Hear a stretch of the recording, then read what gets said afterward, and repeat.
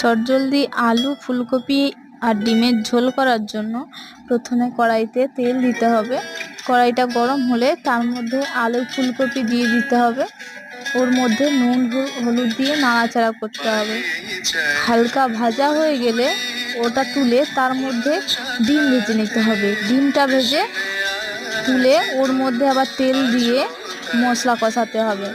মশলার মধ্যে প্রথমে দেব পেঁয়াজ, পেঁয়াজ, রসুন, আদা পেস্ট, হলুদ গুঁড়ো, লঙ্কা গুঁড়ো একসাথে দিয়ে নাড়াচাড়া করতে হবে। মশলাটা কষানো হয়ে গেলে তার মধ্যে আলু, ফুলকপি, ডিম একসাথে ভেজে রাখা ওটা দিয়ে নাড়তে হবে।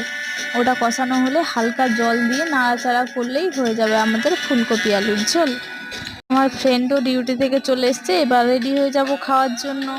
দেখুন বন্ধুরা কেমন হয়েছে, এবার কমেন্ট করে জানান।